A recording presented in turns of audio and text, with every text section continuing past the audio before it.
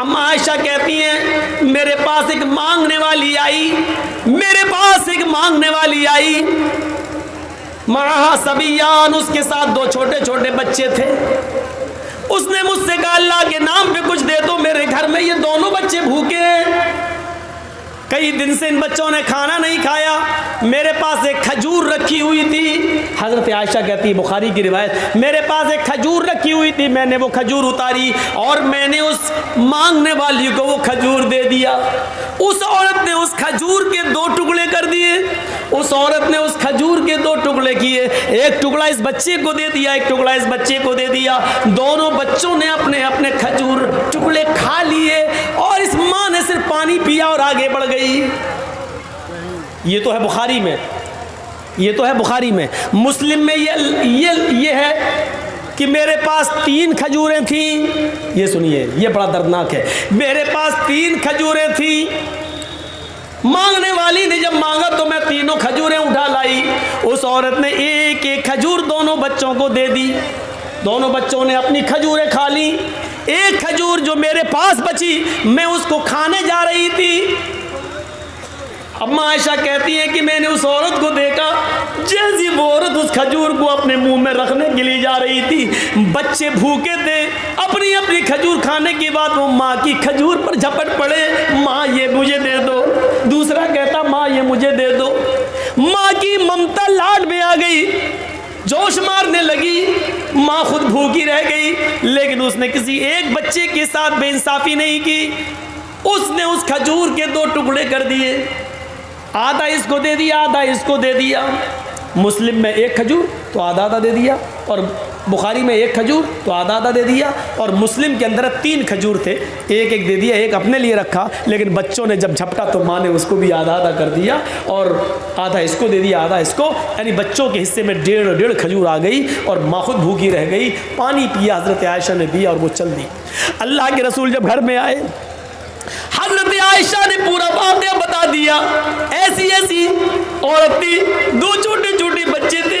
अरे अल्लाह के रसूल, वो 3 खजूरें मैं आपके खाने के लिए रखी हुई थी कि आप भूखे आएंगे तो आपको दे दूंगी, लेकिन उस बच्चों की भूख हम पे देखी नहीं गई, इसलिए मैंने उसको 3 खजूरें दे दी। कहा बहुत अच्छा किया आयशा। अरे अल्लाह के नबी, उस औरत ने उन दोनों बच्चों को 1 खजूर दे दी और 1 खजूर अपने लिए रख ली थी। जैसी वो मुंह तक ले गई, बच्चे उसके खजूर पर झपट पड़े, माँ की ममता जोश में आई। अरे अल्लाह के नबी, माँ ने अपनी खजूर के भी 2 टुकड़े करके आधा आधा दे दिया। अल्लाह के रसूल ने कहा, अरे आयशा, क्या तुमने ये मंजर अपनी आंखों से देखा है? हाँ। क्या उस औरत ने खुद कुछ नहीं खाया है? कहा नहीं। क्या उसने बच्चों को खिला दिया है? हाँ। अल्लाह के रसूल कहते हैं, आयशा, क़यामत के दिन तुम्हें गवाही देना पड़ेगी। हाँ, मैं गवाही देने के लिए तैयार हूँ, मैंने ये मंजर देखा है।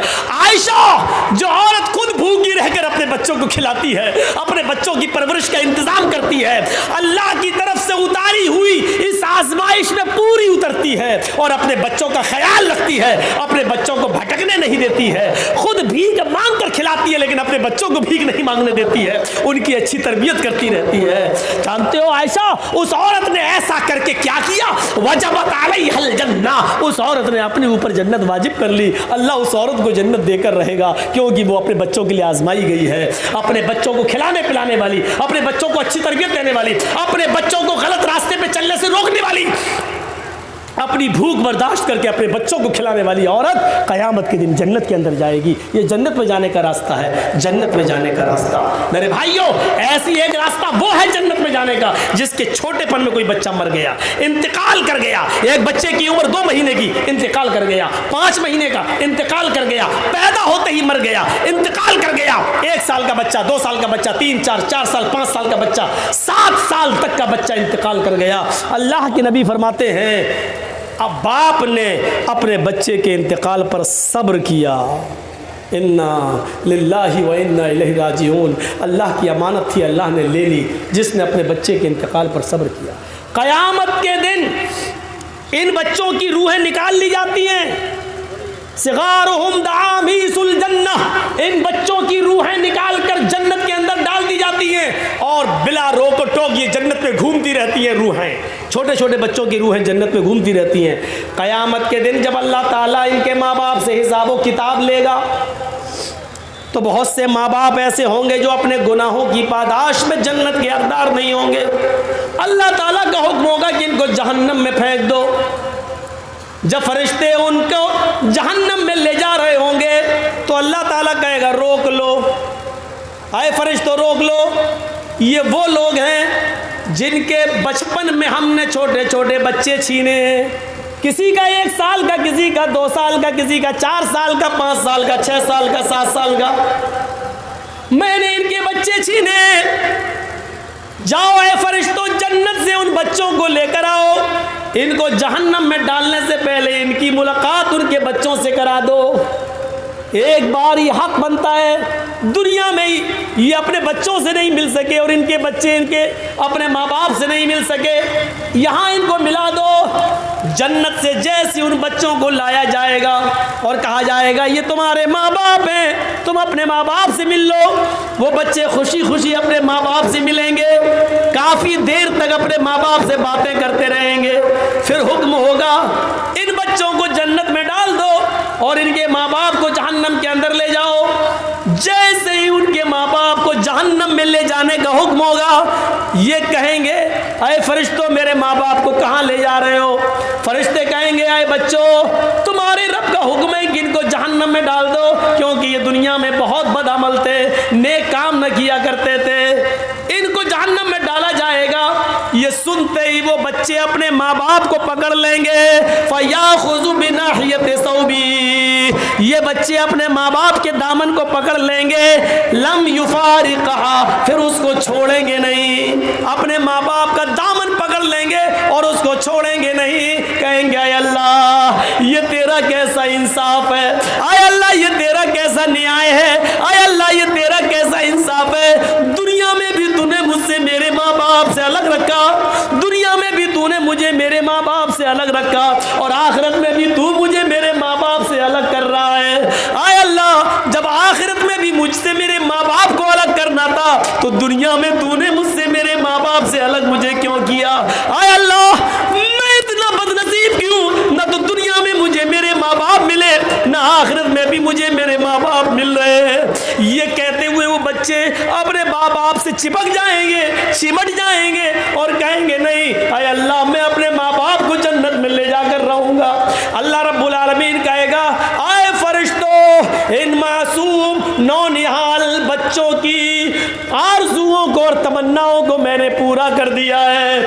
جاؤ اے چھوٹے چھوٹے بچوں تم اپنی تمنائیں لے کر آئے ہو، جاؤ تم اپنے اپنے ماں باپ کی انگلی پکڑو اور ان کو اپنے ساتھ جنت کے اندر لے کر جاؤ. میں نے تمہاری وجہ سے تمہارے ماں باپ کو بخش دیا ہے، تمہاری وجہ سے تمہارے ماں باپ کو جنت دے دی ہے.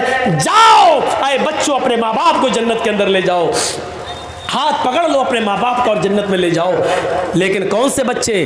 جن بچوں کے انتقال پر جن کے ماں باپ نے صبر کیا ہوگا اور جن کی ماؤں نے صبر کیا ہوگا، گلے پھاڑ پھاڑ کے نہیں روئی ہوں گی، جاہلیت کے نعرے نہیں لگائے ہوں گے، الٹے سیدھے جملے نہیں بولے ہوں گے اور ماتم نہیں کیا ہوگا، نوحہ نہیں کیا ہوگا، گریبان چاک نہیں کیا ہوگا.